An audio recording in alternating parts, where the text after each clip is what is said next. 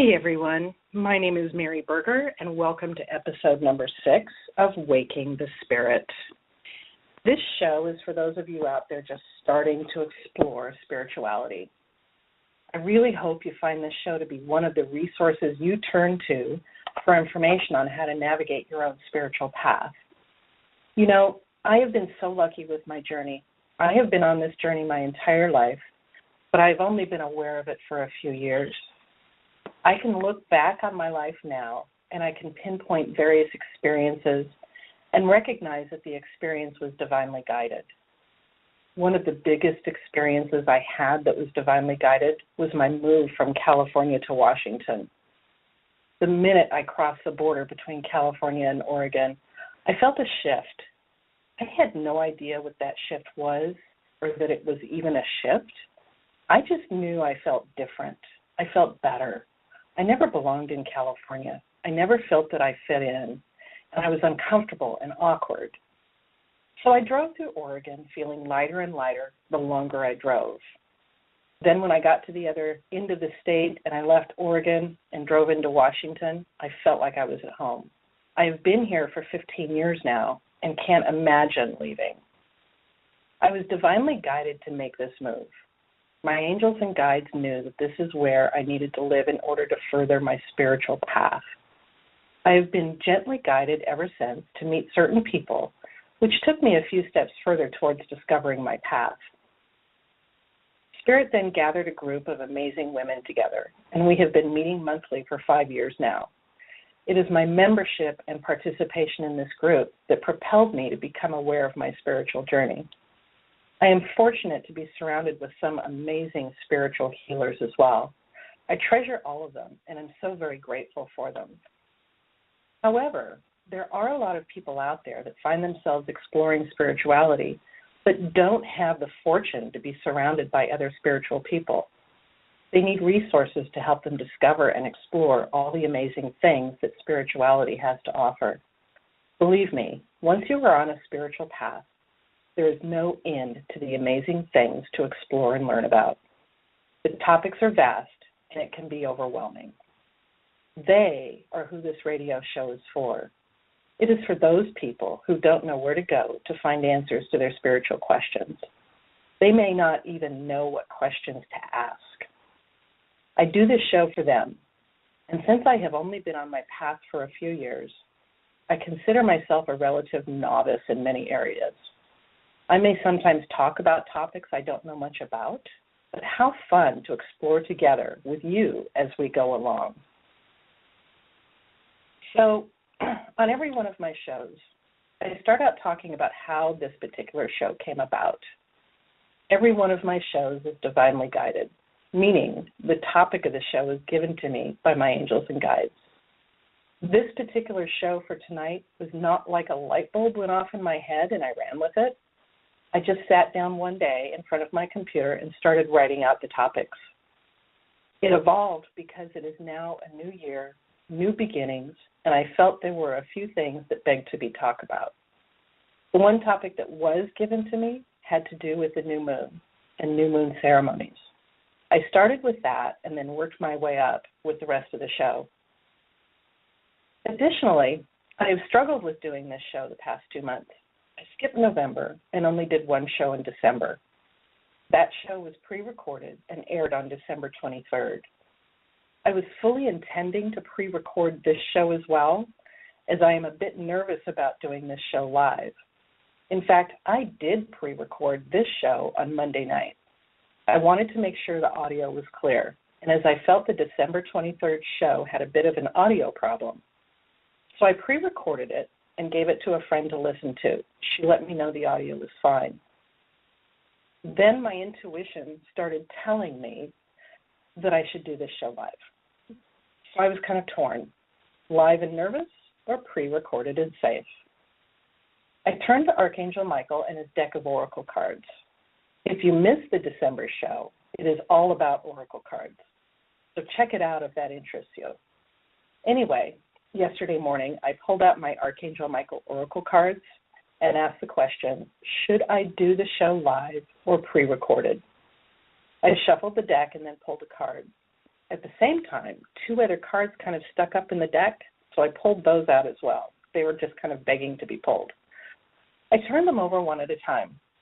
The first card was called Innocence, meaning who cares that I am not perfect, that I don't know everything, and I am not an expert. My innocence or newness to my topics should be the appeal to my listeners. The second card was Keep My Eyes on My Targeted Intention, that intention being a live show. The third was to let go of the fear. The message was clear. I needed to do the show live. And here we are. So let's talk some logistics to begin with before we get into the show. So I hope I prepared an interesting show for you tonight, but I would also love to chat with you and listen to your comments or answer your questions. I have 2 ways for you to communicate with me during the show. First, you can call into the show and go on the air live with me.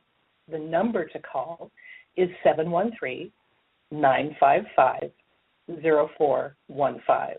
Again, that number is 713-955-0415.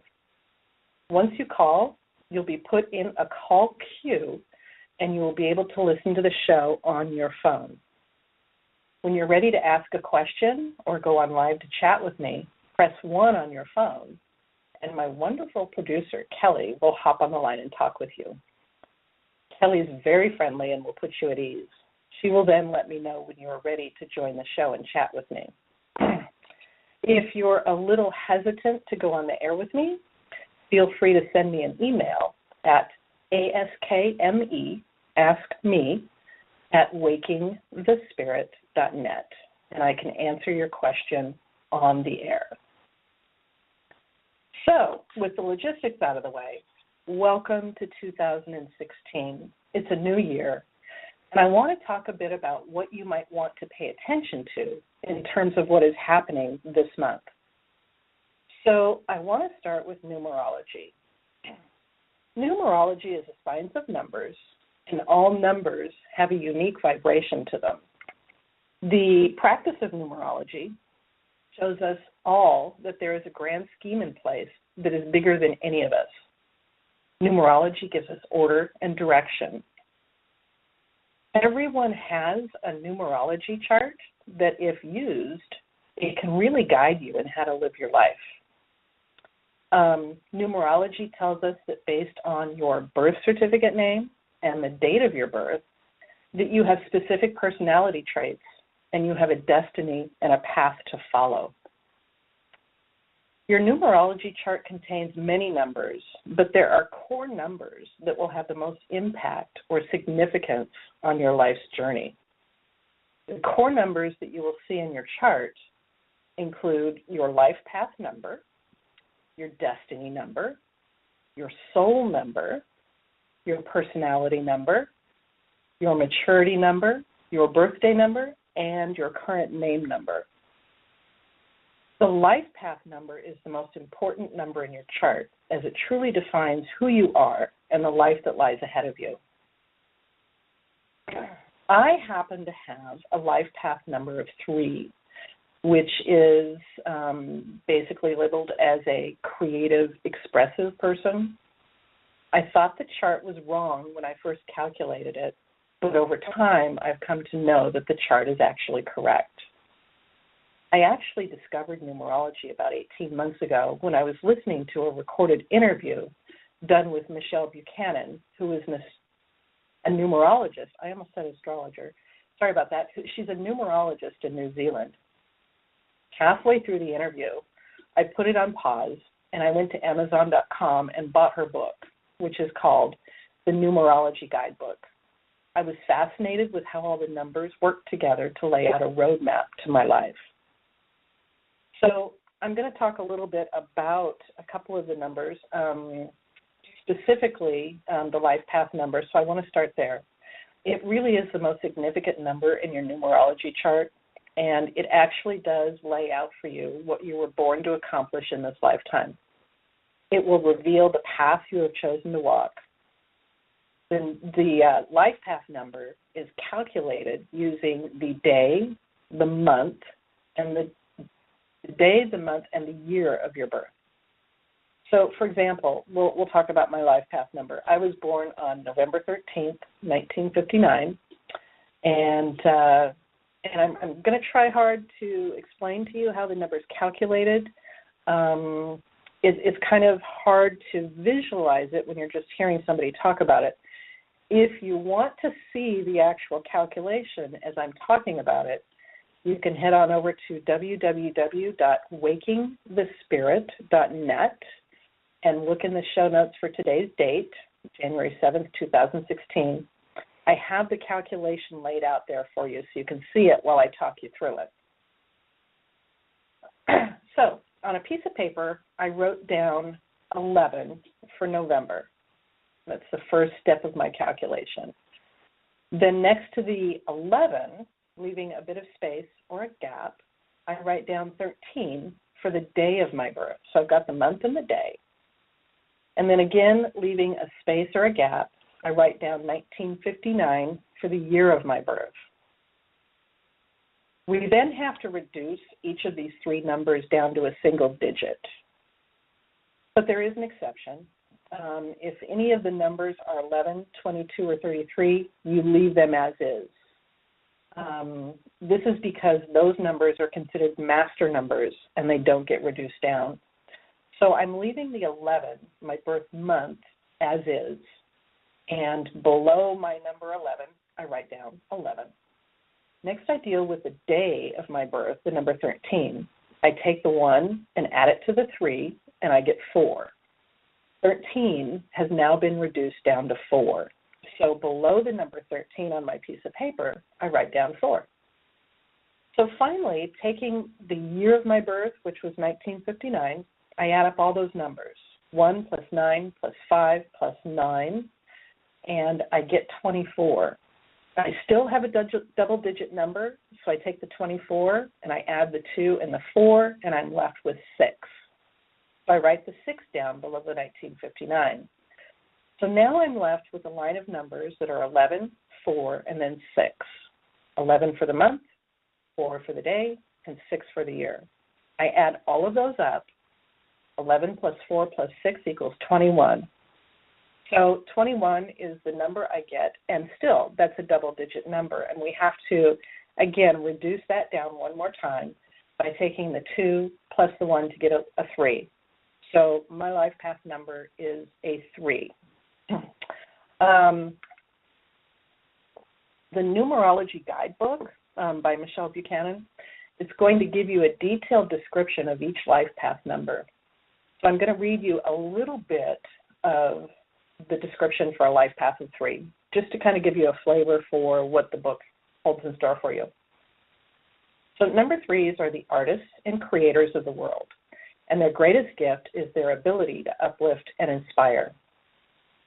The childlike 3s are fun-loving and young at heart and have a talent for working with children. They're born entertainers who can light up a room with their smiles. Despite their tendency to criticize and gossip, their charisma is contagious and draws people in like magnets. Number 3s are bubbly, bright, and witty, and have a fabulous sense of humor.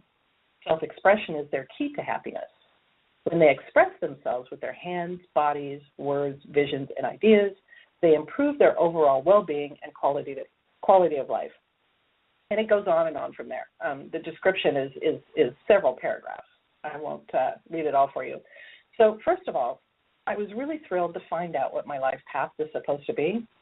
Then it quickly hit me that I did not think I was a creative person at all, and I must have botched the calculation for my life path number. So I went on with the calculations until I had calculated everything in the book. But the life path number was bothering me. It just didn't seem right. So I went to the author's website, Michelle Buchanan's website, and I realized that for a fee, she'll calculate your numerology chart for you. And it's a really cheap fee. I think right now it runs about $25. So I paid my fee, and a day later I got back a 25-page detailed report of my chart with detail on every one of the numbers. It also gave me a really good description of each of the next 12 months and what I can expect to be happening in my life. It was really awesome. numerology chart will also include what is called a personal year number. In terms of numerology, we all live our lives in 9-year cycles. One personal year is all about new beginnings, where a 9 personal year is all about endings and completions. There is also what is called the universal year number, which is applied to the world. You might call this the personal year number for the world.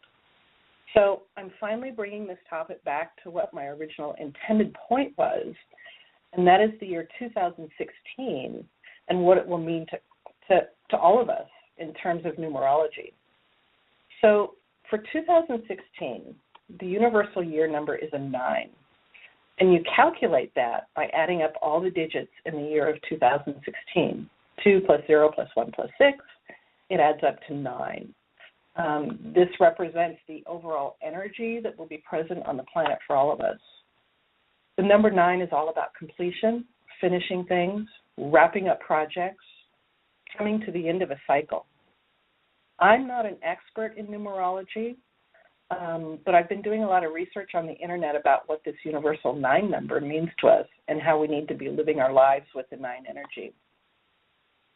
So what I'm reading is pointing to the fact that in 2016, more than ever before, we need to be compassionate towards all people. Prejudice should have no place in our lives.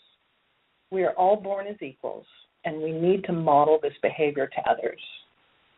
Tolerance is a must, and there is no negotiating this. Judgment also needs to fly out the window. When I talk about judgment, I mean, we need to take this down to its basic level. If you think about it, us humans are the judgiest things around. When we meet someone, we instantly size them up and slap a judgment on them. We all do it. And in our minds, we'll meet somebody and we might say, she's fat, he's too short, blah, blah, blah, blah, blah. We need to stop doing that and see everyone as being a beautiful soul. Just quit the judgments. A second thing that I'm thinking here is we need to stop letting others' poor behavior affect us. Just take a deep breath instead and just practice tolerance. Smile at the checker at the grocery store. Try and find something nice and positive to say about everyone you encounter. So in numerology, each number has a list of positive and negative traits. The positive traits of the number 9 would include the words human, compassionate, tolerant, forgiving, charitable, intuitive, fair, ethical, insightful, natural leader, creative, astute, spiritual, and loving. The negative traits of the number 9 could include the words resentful, critical, intolerant, self-righteousness, stubborn, judgmental, impersonal, suspicious, hateful, vindictive, lack of integrity, over-emotional, and prejudiced. So we as a society are facing some huge issues this year. The terrorism threats from ISIS will continue. We have a presidential election this year in the U.S., and the candidates are trying to take us down a negative path. What else is new? The weather's going to be extreme. We've already seen that this past week. We've had extreme weather all over the place. I take a look at Southern California and it being an El Nino year, and they're swimming down there. They've been in a drought in California for years, and now they're swimming in water. It's fairly extreme. Cyber terrorism is going to continue. That's not going to stop. I deal with that all day long in my business. It's going to be very important that we focus this year on the positive traits of the number 9. Those words that I read above, those positive words, that's what we need to concentrate on. And we need to remove the negative words from our lives. It's imperative that we evolve this year. And as we evolve, we have a positive influence on the planet and humanity. So just like your numerology chart will include personal month numbers, you can also calculate universal month numbers. So we kind of talked about the universal year of 2016 being a 9. We also have universal month numbers. where the personal month numbers will give you some insight as to what will be the direction of each of your months for a particular year. The universal month number will reflect the direction of life from a global standpoint. The universal number for any given month is calculated by adding the universal year number to the calendar month number. So for January of 2016, we add the sum of the year 2016, which is a 9, to a 1, which is the month number, and we get a 10. So the universal month number for January 2016 is a 1, because we have to take that 10 and reduce it down to a single digit. 1 plus 0 equals 1. So 1 is the number of beginnings, which makes sense as we're in January. It's the beginning of the year, the beginning of a lot of things for a lot of people. So we have a lot of energy this month surrounding beginnings as well as endings. So we kind of see it as symbolic as we start the new year that we make resolutions and vow to make the new year the best it can possibly be. So I've said a lot here, but I think the takeaway from this entire piece on numerology is that it can help you understand the direction your life is taking at any point in time. If you are drawn to numerology, I have a link on my show notes on my website where I ordered my numerology chart. I would also highly recommend getting the book and reading all about the science of numerology. So it looks like we probably have a caller here who wants to talk about numerology. Let's see. Her name is Trish, and she's looking for some insight. Well, Trish, I'm not an expert in numerology, but Kelly, why don't you bring Trish on the line, and we will chat, and we'll see what her question is. Yeah, hi. I am a Life Path 7, and I guess my question is, does the 9-year start January 1st? Does it start on your birthday of 2016? There's a couple of different schools of thought of that. 2016 is definitely a 9-year. It's the universal number. But then your personal year number typically will start on your birthday. There's some numerologists that say it will start at the beginning of the year and run through the entire 12 months, but there's a lot of numerologists out there who also say that your personal year number will actually start on your birthday. I guess it's a matter of personal preference and how you feel with those numbers and how you resonate with them. So I'm a double 9 going into a 9-year. What does that mean? Oh, wow. Wow, you're dealing with a lot of endings. You're wrapping up a lot of things in your life. You may be, at the end of some of your paths. Maybe you're ending, maybe a work situation is ending, or maybe a relationship situation is ending. I wouldn't be able to tell you that. Only you would be able to know that. But it really signifies a lot of endings and wrapping things up. Okay. How does that sound? Well, like I said, at the moment I'm not ending, but it depends, I guess, if it starts on January 1st or it starts in September when my birthday is. Okay. Yeah. The universal number definitely starts on January 1st. The personal year number, it could go either way. With my birthday being in November, I kind of take a look at my personal year number, and I pretty much calculate that and figure that it's starting at my birth date, because that's when I was born. That's when my first year started. So I kind of lean towards it being the birth date instead of the actual first day of the year. Okay. Okay. Well, thank you. I appreciate Thank you so much for calling in. I appreciate it. Yeah. Have a good evening. All right, bye-bye. All right, bye. Okay, so with all of that said, I'm just going to get a drink of water here. Thank you, Trish, for calling in. So I want to switch gears a little bit here and move on to another subject. If you've listened to my show before, you know that I've talked a few times about Doreen Virtue. She's a spiritual author who has written tons of books about the angelic realm. She's also created quite a few decks of oracle cards. Some of the ones I have are the Archangel Oracle cards, Archangel Michael, Archangel Gabriel, which is a brand new deck, Angel Raphael. There's a Goddess Guidance Oracle cards, and the list goes on and on. She's got at least a couple of dozen different decks. And every week on Sunday, Doreen does a weekly oracle card reading, and she posts it on YouTube, where she picks a deck to work with, usually by divine guidance. She pulls 3 cards to give us our weekly messages. The first card will cover Monday and Tuesday of the coming week. The second card covers Wednesday and Thursday. And finally, the last card covers the weekend, Friday through Sunday. And the readings are really interesting. I mean, I just find them fascinating. And they give us all sorts of information and kind of give us a roadmap for kind of what lies ahead for the coming week in terms of energy. So the reason I'm talking about this, because Doreen actually does an annual oracle card reading as well, and it just came out a few days ago.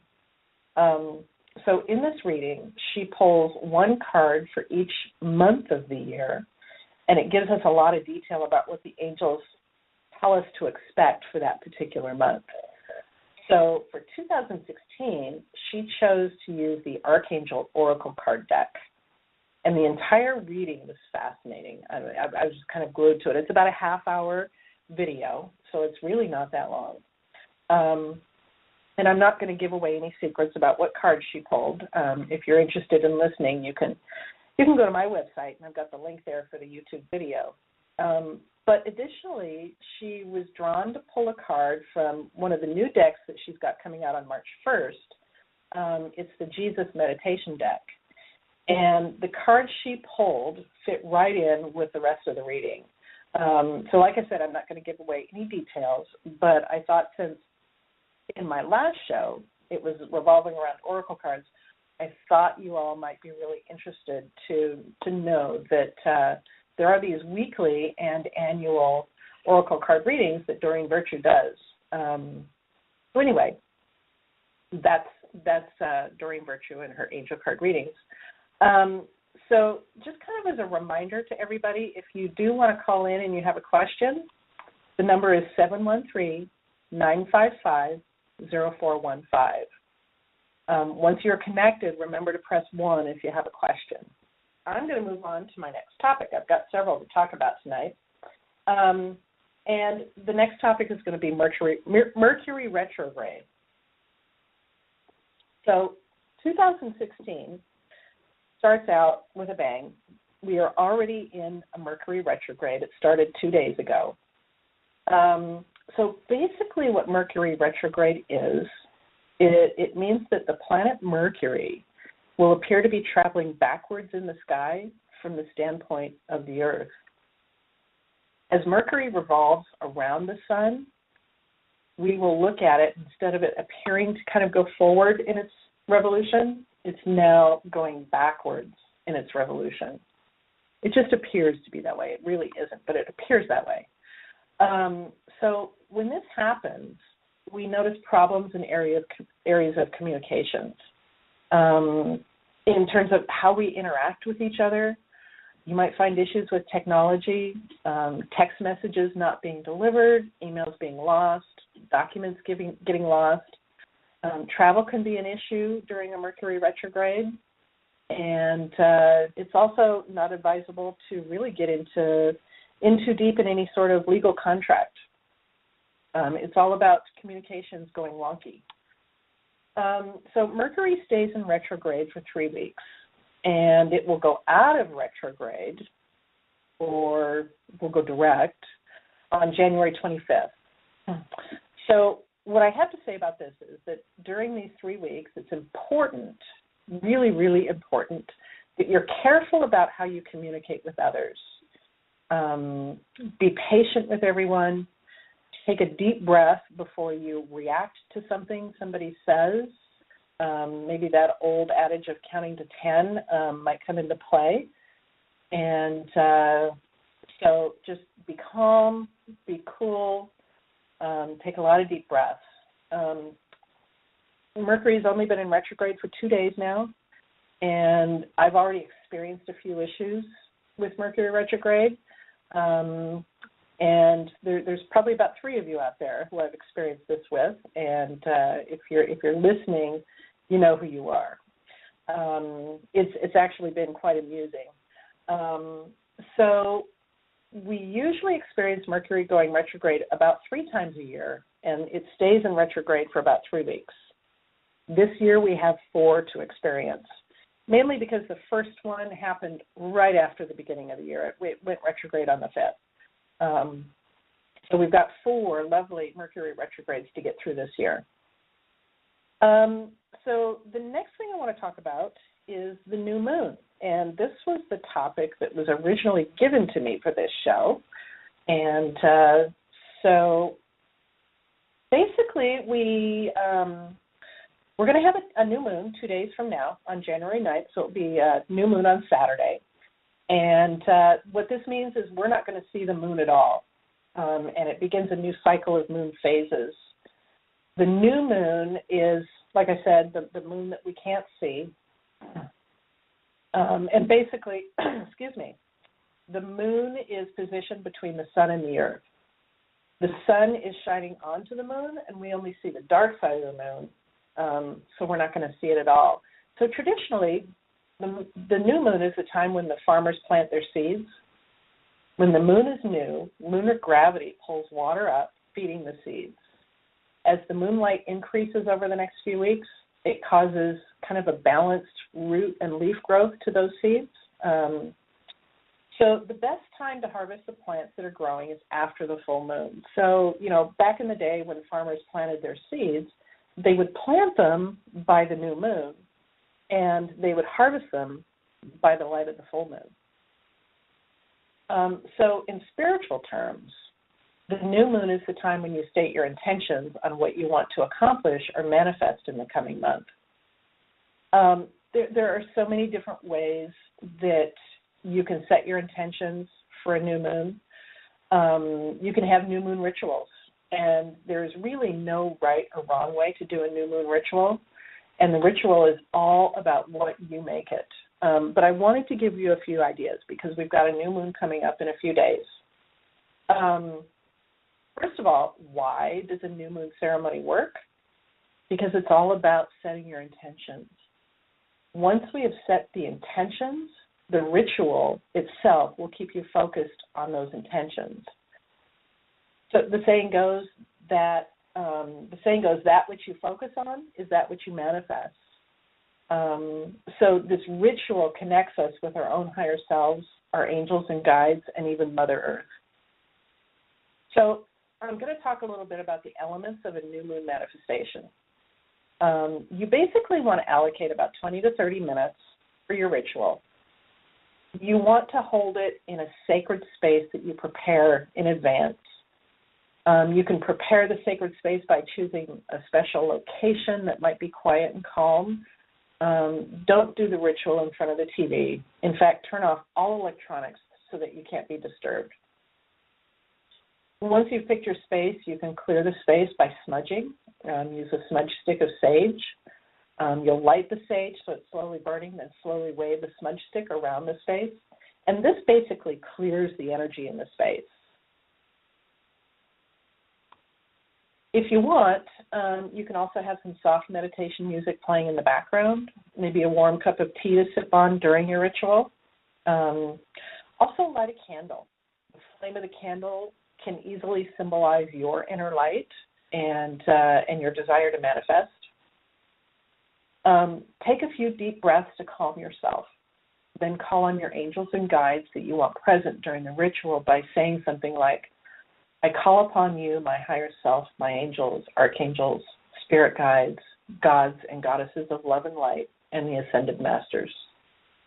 And that will let your angels and guides know that you really want them to be in the room while you're going through this ritual. It's really important that you do that piece. So now we kind of come to the point in the ritual where we set our intentions. And how you do this is all a matter of personal preference. There are so many ways of doing this. It could be as simple as taking a piece of paper and writing on it what it is you want to manifest during the next 28 days. It could be as simple as asking for guidance to find a new job. It could be asking for good results from a recent medical test. It could be monetary, such as asking for a raise at work. It could be really anything you want it to be. It's important, though, that whatever you are asking to manifest, you have to actually believe that you are deserving of this request and that you can actually achieve the request and that you can actually manifest the request. If you ask for $1 million and you don't believe you have a chance in hell of getting $1 million, don't ask for it because it's not going to happen. I myself I've also done several new moon ceremonies involving a plate. It's a new moon plate ceremony, and I actually learned this from my friend Amira Bath. And she has done a video on how to do the new moon plate ceremony, and I put a link to that on my website, and it's a really good video. It's only about 5 minutes long. So if you're interested in doing the plate ceremony, you can watch that video. But basically how this goes is you get a white ceramic dinner plate, and then you gather a bunch of colored pins. I use Sharpies in all sorts of bright, brilliant colors. You then draw a star on the plate, and in between the tips of the star, write your intentions. So, for instance, about a year ago, I did a new moon plate, and the items I wanted to manifest were golf travel, I wanted more energy, I wanted happiness, I was really trying to manifest $10,000, and I wanted more love in my life. So I put each item in between a different tip of the star, and in the center of the star, I put in my desire to have communication with the divine. And then around the outside of the plate, above each of the tips of the star, I just wrote in the elements. I wrote in earth, wind, fire, air, and then I threw in spirit and love kind of over off to the side. And I also put that date on the plate so I knew what I was trying to manifest when I started my manifestation. And then I put all sorts of color in the plate. I mean, I drew all over that plate. And if you want to see a photo of the plate, I've got a picture of it on my website in the show notes. So, and it's really kind of a fun experience, and it allows you to kind of let your creativity flow, and it really allows you to kind of solidify your intentions in your mind. It's really a fun experience. So once you have your intentions down on paper or plate, it's time to send those intentions out to the universe. If you have created the manifestation plate, I would put a tea light to each intention and light it. And you'll have plenty of room on a regular-sized dinner plate for that. And if you've written your intentions on paper, you'll use your candle that you've got burning to burn the paper after saying a prayer. And the times I've done this ritual where I've written my intentions on paper, I usually take a picture of the paper before I burn it because I really do want a record of what I've asked to manifest. Then you can say a prayer, and I'll kind of give you an example. So an example of a prayer might be, my beloved angels and guides, please take these intentions created with my pure love and light and deliver them to God. And then visualize handing your intentions to your angels and guides, and then visualizing them who just kind of lovingly travel with them and hand them over to God. Actually have that visualization in your mind. Then what's really important is you have to trust that your intentions have been heard and that they're being answered. Visualize receiving God's blessings. It's really important that you visualize that right away. And you can end your prayer by saying, so be it, it is done. One of the important things here for this manifestation is once you finish your ceremony, be grateful. Be so grateful about what you are manifesting. And actually think in your mind that you have already manifested these items and have a lot of gratitude that revolves around it. It's really, really important that you do that piece. So So then, in 2 weeks, once the full moon has arrived, it's time for us all to start manifesting those intentions. And you will probably be surprised to find out how many of your intentions actually start manifesting at that time. And if something doesn't manifest that you asked for, don't worry about it. Try it again on the next new moon, and maybe it just wasn't quite time for that particular item to manifest into your life. So that's the new moon ritual, and I do this in one degree or another, just about every month. I put my intentions out there, and it's really a good way to kind of keep yourself focused on what your goals are, and to kind of keep those goals moving along. If you have a project that's a several-month project that you're needing to accomplish, every month you might want to put out, a piece of that project that you want to manifest. And it's really going to help you kind of move that project down the line.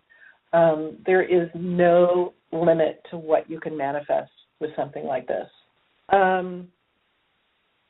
So the next thing I want to talk about are crystals. So crystals are simply tools to help intensify your spiritual work. Crystals are used a lot in healing and meditation, and they can be used to help manifest what you want into your life.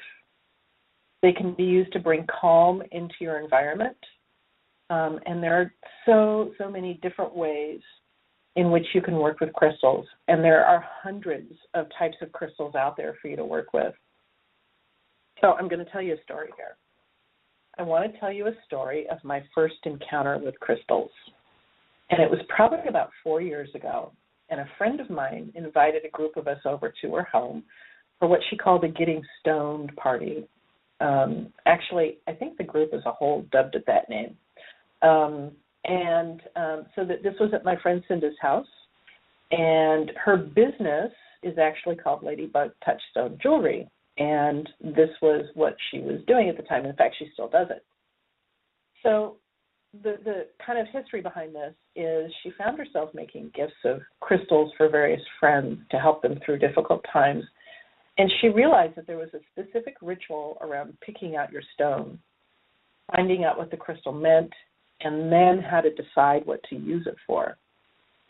So the first thing that we did was to gather around the table, and Cinda brought out a rolled-up towel full of crystals, and she unrolled it on the table, and we just kind of, eyeballed the crystals, and if there were any that we were drawn to, we just kind of quietly picked it up and set it aside. And several of these towels were placed in front of us throughout the course of the next hour or so. And we just went through and picked out crystals that really, really appealed to us. We let our intuition kind of guide us. So once we had picked out our crystals, we went through a stack of crystal books that Cinda provided to us, and we looked up the name of our crystal to find out what its meaning was and what its purpose was. So keep in mind, we all went into this blind, not knowing anything about the crystals or their meanings. All we knew was that we picked out the crystal, Cinda told us what the name of it was, and we looked it up in a book. So one of the stones I picked up was a beautiful, beautiful blue stone, and Cinda told me that the stone was called sodalite. Cool, I thought. Didn't know anything about sodalite. So I picked up one of the crystal books to find out the story of sodalite, and when I read the meaning, I about fell over. Sodalite has a lot of uses, but the one that struck with me is that it's used to absorb the electromagnetic smog from computers and electronics. For those of you who don't know, I own and run a computer repair business. I could not have picked a more perfect stone for myself. So, but what really happened here was that the stone picked me. And knowing the events that have happened in my life in the past 2 years, it was actually my angels and guides that put me and that sodalite crystal together. I I have taken to sodalite stones. I work with them frequently in my business, and I always have one sitting on each of my laptops, and I always have a couple of sodalite stones in my pocket. So if you haven't worked with crystals yet, but you're drawn to doing so, my advice to you would be to start out small. Visit a metaphysical store and just kind of browse through the display of crystals. Pick out a few that you're drawn to, but don't make a big ordeal out of it. Don't make a big science out of it. Just kind of, let your intuition guide you. And, if you find one that really strikes you, that might be the stone that you want to purchase. Once you've gotten your crystals home, I would suggest that you cleanse them, and you can do this simply by running them under cold water for a few minutes. And the reason for this is that the act of cleansing them will clear out any energy that are in those crystals from anyone who had handled that crystal prior to you purchasing it. You really want your crystals to basically have your own energy in them. So if you're new to crystals, you probably don't have any crystal books, so you can actually use the internet to look up their meaning. Google is wonderful. I love Google. Then just start working with the crystals. A good way to start is basically to, simply hold one of the crystals in your hand, start taking long, slow, deep breaths, close your eyes, and simply clear your mind. In other words, meditate. You'll find over time that when you do this on a regular basis, your meditations will become much more intense and productive. I usually use a quartz crystal when I do my meditations. So a couple of crystals that I work with, citrine would be one of the ones I use. It's a golden yellow color, and it's kind of considered a success stone. It helps you acquire and keep wealth and abundance. A lot of people who have businesses will keep citrine in their cash box if you have a retail business, or you can keep it in what's called the money corner of your home or your business. I keep a piece of citrine in the upper left corner of my office. I have a shelf up in the upper left corner, and I've got a piece of citrine sitting up there. I also have one in the what you would call the upper left corner of my bedroom.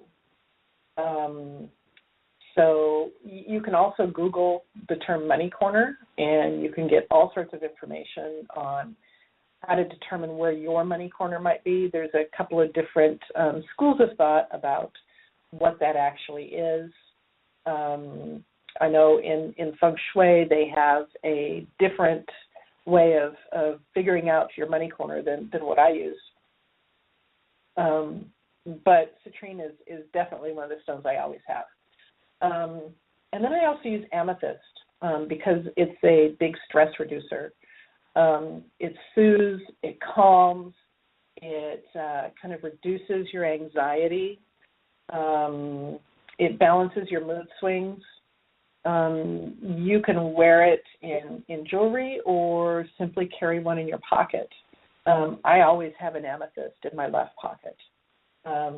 In my business, my day-to-day business, it can be fairly high stress because I spend my entire day solving computer issues for people. And it could be stressful because, every single situation is different. And I encounter so many different situations and issues and problems. Every day it's something new. So the amethyst kind of, just helps me keep calm and reduce the stress when I'm dealing with those issues on my job. So that's it for crystals. Get your feet wet with them and just have fun with it. And there's no right or wrong way to work with them. It's all about, what resonates with you and what feels good with you. So that's crystals. That's what I have to say about crystals. So the next thing I want to talk about is an upcoming conference that's taking place in Seattle. And if you're new to your spiritual path, you might find it interesting because it has all sorts of information. It's being put on by Hay House, and it's the weekend of February 12th. It actually runs from Friday through Sunday, the 12th through the 14th, and it's called the I Can Do It Tour.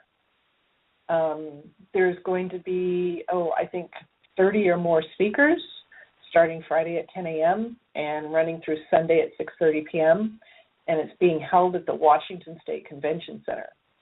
I'm signed up to go, and I know it's probably going to be one of those conferences where I come home just kind of excited and brimming with new ideas, and I think it's going to be really, really good. The keynote speaker on Friday night was originally scheduled to be Dr. Wayne Dyer, but as most of us know, he passed away last August. So instead of him being the keynote speaker, they will be doing a tribute to Dr. Dyer's life, which should be really, really good. Some of the speakers for the weekend will include Marianne Williamson, who is one of my favorite speakers. I'm really looking forward to hearing her speak live. She actually lectures every Monday night live from Los Angeles on what is called A Course in Miracles. Her lectures are free. They're live streamed over the internet, and they're fascinating. I understand about 25% of what it is she actually says, and she talks fast. So you have to be prepared for that. But that's okay, because it used to be I probably only understood about 10% of what she said. So I'm making progress. But I think she's a really good speaker, and I love what she has to say. Another one of the speakers will be Anita Morjani. She is fascinating. She has this wonderful true story of how she died and the experiences she had while she was on the other side, and then the story of her coming back, because she had to make the decision. Did she want to stay on the other side, or did she want to come back? I've heard her speak live before, and she's very compelling, very down to earth, very, very shy and very quiet, but she's turned into be a really good, compelling speaker. So a couple of the other speakers, they're going to include Colette Barron-Reed, Nick Ortner, Caroline Miss, Sonia Choquette, I hope I didn't butcher that name, Teal Swan, Kyle Gray, Denise Lynn, James Von Prague, and there's several others. So if you're wanting to immerse yourself in a spiritual weekend, this is the place to go. If you're in the Pacific Northwest, and it's only like a 3-hour drive up to Seattle, it would be the place to go. I'm sure it's going to be a magical weekend. So you can register online at www.icandoit.net/Seattle-register. And I've also put a link to that in my show notes. You can sign up for the full conference or single-day passes.